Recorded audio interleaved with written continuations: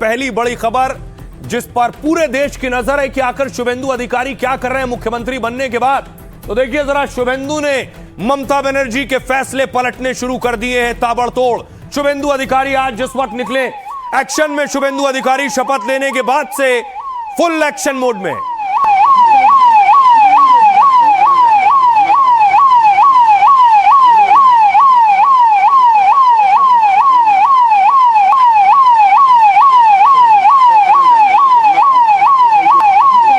और उसके बाद शुभेंदु अधिकारी पहुंचे तो उन्हें गार्ड ऑफ ऑनर दिया गया, सलामी दी गई और उसके बाद उन्होंने दिन की शुरुआत की।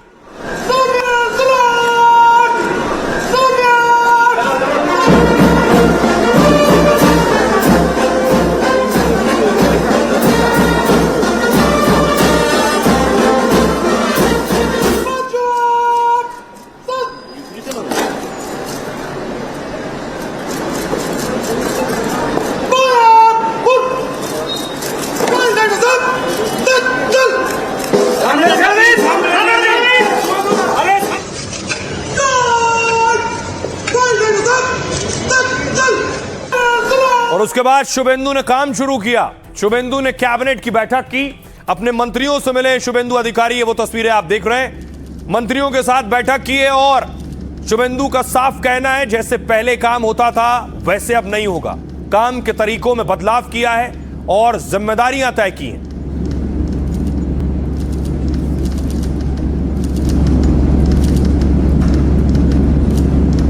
और उसके बाद शुभेंदु अधिकारी ने 5 बड़े फैसले किए जो अब तक ममता के दौर में नहीं होते थे। बाकायदा पुलिस अधिकारियों के साथ बैठक की है। खबर यह है कि बीएसएफ के लिए भी एक बड़ा ऐलान किया है शुभेंदु ने। 5 फैसलों में वो ऑर्डर शामिल हैं जो ममता और केंद्र की खींचतान के दौरान दरअसल बंगाल के राज्य पर लागू नहीं हो पा रहे थे।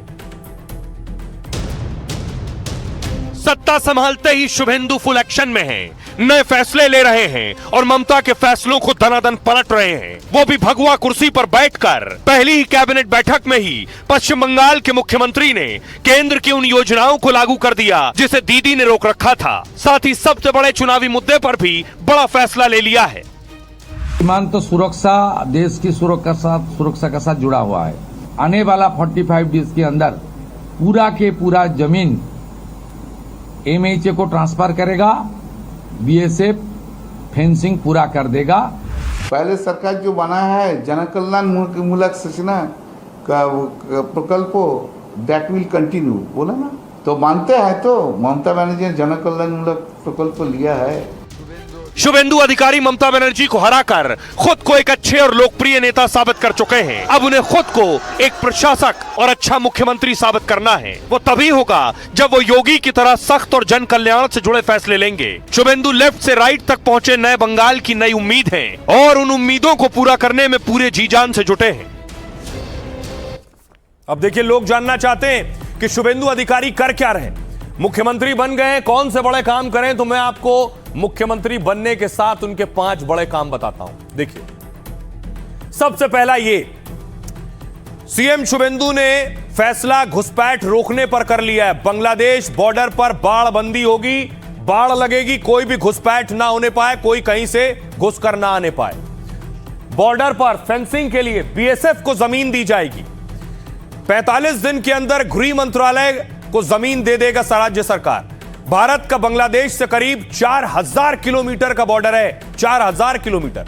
गृह मंत्रालय के मुताबिक 3240 किलोमीटर में ही यह बाढ़ लगी हुई है और करीब 850 किलोमीटर में बाढ़बंदी अभी होना बाकी है।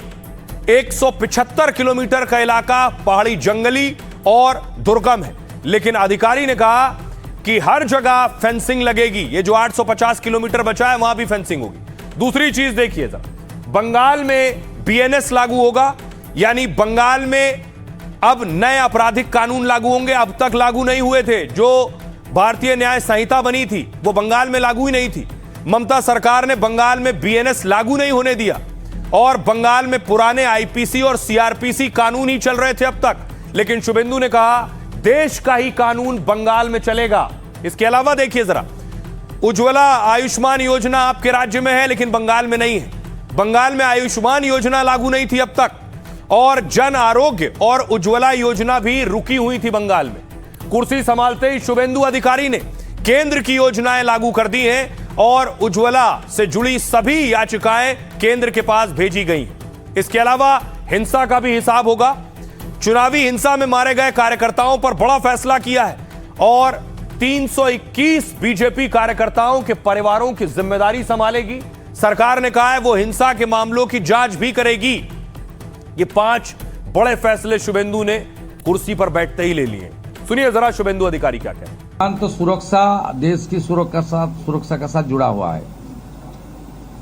ये भारतीय जनता पार्टी का चुनाव में बहुत बड़ा कमिटमेंट था, देश हित में, बंगाल का हित में। इसलिए आज पहले कैबिनेट में हम लोग बीएसएफ को लैंड ट्रांसफर करने का डिसीजन ले लिया है। आने वाला 45 डेज के अंदर पूरा के पूरा जमीन एमएचए को ट्रांसफर करेगा, बीएसएफ फेंसिंग पूरा कर देगा और इलीगल इन्फिल्ट्रेटर्स का जो हमारी प्रॉब्लम चल रहा है ये भी कुछ दिन के अंदर रिजॉल्व हो जाएगा। आज से ही सेंसस का काम शुरू हो जाएगा। 11 महीने का बाद ये इम्प्लीमेंट हो रहा है। आयुष्मान भारत कैबिनेट ने मंजूरी दे दिया है। बाकी हेल्थ डिपार्टमेंट, सेंट्रल गवर्नमेंट का हेल्थ डिपार्टमेंट के साथ एग्रीमेंट और दूसरे तरीके जो प्रक्रिया करना चाहिए वो प्रक्रिया आज से शुरू हो जाएगी।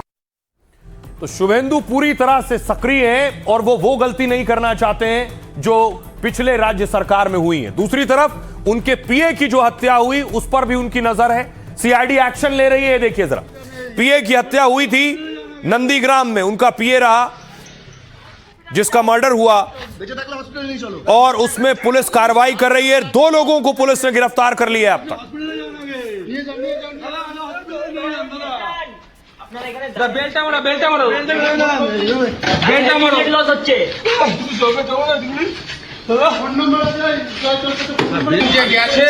शुभेंदु पीए की हत्या को भूले नहीं है, इसलिए देखिए बंगाल की सीआईडी ने देखिए गिरफ्तारी की है।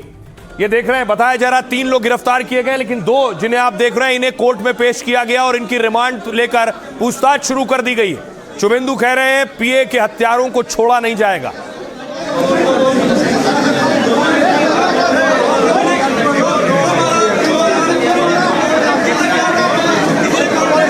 जो आप चेहरे देख रहे हैं जिन्होंने सर ढक रखा है, चेहरा ढक रखा है, 3 है अगर आप देखिए तो, 2 आगे 1 पीछे, इन 3 लोगों को गिरफ्तार किया गया है और तीनों को उत्तर 24 परगना की कोर्ट में पेश किया गया।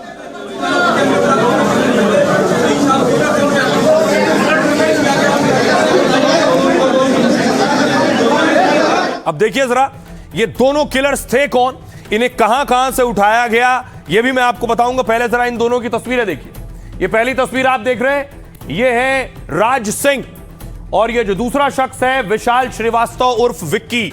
इन दोनों की गिरफ्तारी हुई है। शुभेंदु के पीए की हत्या के आरोपी हैं राज सिंह और विशाल श्रीवास्तव उर्फ विक्की मौर्य। अब देखिए आपको बताऊं कि आखिर कैसे इन्हें पकड़ा गया, कहां से गिरफ्तारी हुई, पुलिस इन तक कैसे पहुंची है। तो ये आप देख रहे हैं, ये हैं वो दोनों जिन्हें पुलिस ने गिरफ्तार किया है, राज सिंह और विक्की।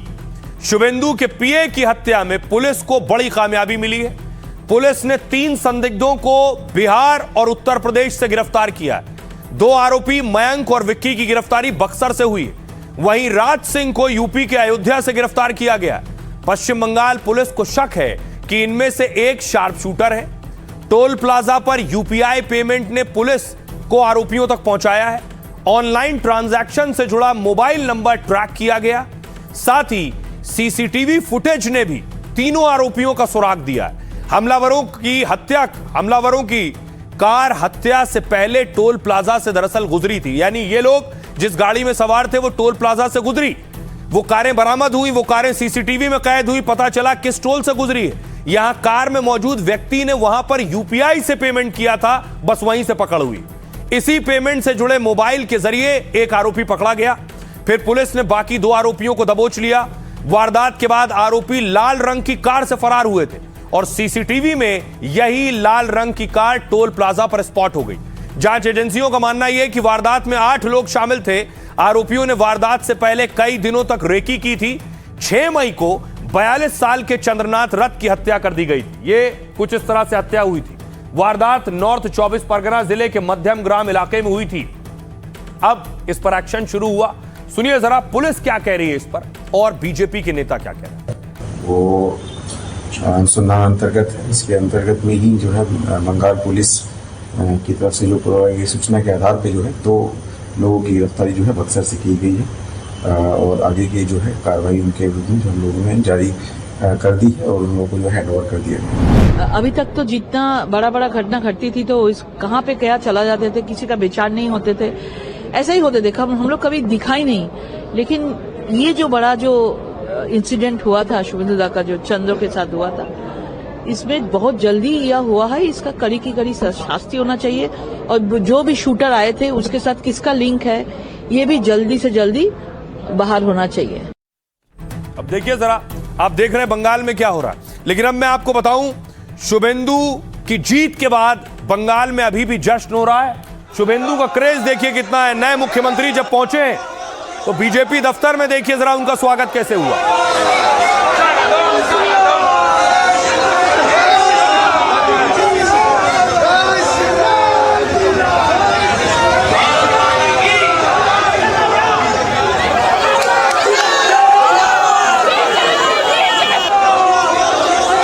शुभेंदु जब पहुंचे देखिए जरा दोनों तरफ सड़क के लोग खड़े, उनके समर्थक खड़े और उनका भव्य स्वागत कर रहे हैं, फूलों की बारिश कर रहे हैं।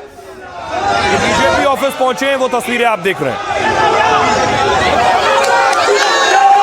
अब देखिए जरा आपको वेस्ट मिदनापुर लिए चलते हैं।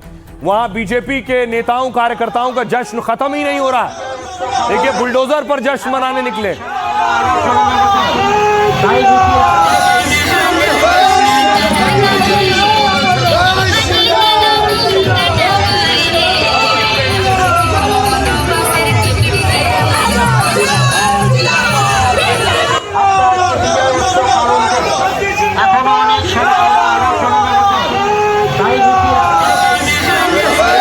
बुलडोजर पर जश्न की तस्वीरें हैं। यह बात अलग है कि शुभेंदु अधिकारी और बड़े नेताओं ने पिछले दिनों कहा कि जेसीबी से किसी तरह का जश्न ना मनाएं। अब आपको बताऊं, बेशक कार्यकर्ताओं में खुशी है, पहली बार सरकार आई है, नए मंत्री बने, नए मंत्रियों में विभागों का बंटवारा हो गया। देखिए जरा किसे कौन सा विभाग मिला है। सबसे पहले देखिए शुभेंदु अधिकारी के पास सीएम और गृह मंत्रालय, अमूमन मुख्यमंत्री अपने पास रखते हैं तो गृह मंत्रालय शुभेंदु अधिकारी के पास रहेगा। दूसरे बड़े नेता बीजेपी के दिलीप घोष, मंत्री जिनके पास ग्रामीण विकास, पंचायत और पशु संसाधन है। अग्निमित्रा पॉल को महिला एवं बाल कल्याण मंत्रालय दिया गया है। दूसरे मंत्री देखिए निशित प्रमाणिक, ब्लू आइड बॉय भी है, माना जाता है गृह मंत्री के भी करीबी हैं, उन्हें पसंद करते हैं। उत्तर बंगाल विकास और खेल और युवा कल्याण मिला है उन्हें।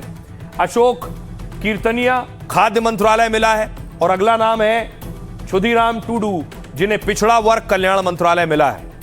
अब सुनिए जरा, मंत्रालयों का डिस्ट्रीब्यूशन हो गया है, वितरण हो गया है, सुनिए क्या कह रहे हैं नेता। इतना भी वोट तृणमूल को मिला है, सिर्फ दीदी के शक्ल पे मिला है। अब हारी क्यों तृणमूल कांग्रेस? नुकसान नहीं हुआ, हार गई ना तृणमूल कांग्रेस। हारी क्यों? 3 प्रधान कारण। Number 1 IUPAC. नंबर 1 आईपैक, पिछले 6 महीने ये पार्टी को आईपैक चला रहा है। बच्चे लड़के दूसरे राज्य के वो सांसदों को, विधायकों को, हम लोगों को सिखा रहे हैं कि क्या करना है, क्या बोलना है। वो हमें मैसेज भेज रहे हैं कि शुभेंदु अधिकारी को ऐसे गाली दो, उनके पापा का नाम लेके गाली गुप्ता करो। आईपैक के लोग कि दीदी और अभिषेक जी को इसका जिम्मेदारी लेना पड़ेगा कि कैसे आप दोनों के रहते हुए एक बाहर की संस्था पूरा एक पार्टी को कैप्चर करे। तृणमूल कांग्रेस अभी सरकार गया, अभी पार्टी जाने वाला है। अब देखते रहिए, अभी तो सरकार गए हैं सिर्फ, अभी तृणमूल कांग्रेस का जो पार्टी है ना, जिसको अब जो ऑल इंडिया तृणमूल कांग्रेस बोलते तो पार्टी भी नहीं रहेगा। बैड टाइम में दल के छोड़ के जाएगा, दल का अगेंस्ट में बोलेगा, उसमें क्या फायदा? ये लोग दल का नहीं है, ये लोग अपॉर्चुनिस्ट है। अब देखिए जरा नतीजे आ गए। नतीजे आने के बाद ममता बनर्जी की पार्टी की करारी हार हुई है। तो अब पार्टी के अंदर से विरोध के स्वर आ रहे हैं पार्टी के काम करने के तरीकों को लेकर, पार्टी जैसे रणनीति बना रही थी इसको लेकर। क्या कहना है देखिए नेताओं का। हार से पार्टी में क्या बगावत हो रही है। टीएमसी नतीजों के बाद निर्वाचन आयोग पर दोष मढ़ रही, लेकिन पार्टी के भीतर का झगड़ा खुलकर सामने आ गया। टीएमसी के नेता हार का ठीकरा अब आईपैक पर फोड़ रहे हैं। आईपैक चुनावी रणनीतिकार कंपनी। कल्याण बनर्जी जैसे नेता ममता के फैसले पर सवाल उठा रहे हैं। उन्होंने कहा आईपैक ने तृणमूल कांग्रेस को बर्बाद कर दिया। पार्टी से निकाले गए रिजू दत्ता ने भी आईपैक को कटघरे में खड़ा कर दिया है और बोले ममता और अभिषेक बनर्जी को जिम्मेदारी लेनी चाहिए। दरअसल टीएमसी की रणनीति तैयार करने की जिम्मेदारी थी इस कंपनी के पास जिसका नाम है आईपैक। उम्मीदवारों के चयन का हिसाब किताब भी आईपैक के जिम्मे था। आईपैक 2021 से लगातार ममता बनर्जी के साथ काम कर रही है। तब इसका काम चुनावी रणनीतिकार प्रशांत किशोर देखा करते थे। 2021 में अभिषेक बनर्जी प्रशांत किशोर को बंगाल लेकर आए। 2021 में जीत के बाद 2026 में भी टीएमसी ने आईपैक को ही रखा। यह बात अलग है, प्रशांत इससे अलग हो गए। टीएमसी की मुखिया ममता खुद आईपैक पर अटूट भरोसा करती थी। आईपैक ऑफिस में तृणमूल कांग्रेस की अहम फाइलें हुआ करती थी। ईडी ने छापेमारी की, उस दौरान दीदी खुद पहुंची और फाइल लेकर गई वहां से। अब आईपैक को लेकर टीएमसी के अंदर से ही सवाल उठ रहे हैं, लेकिन ममता बनर्जी और अभिषेक बनर्जी ने फिलहाल चुप्पी साध रखी है।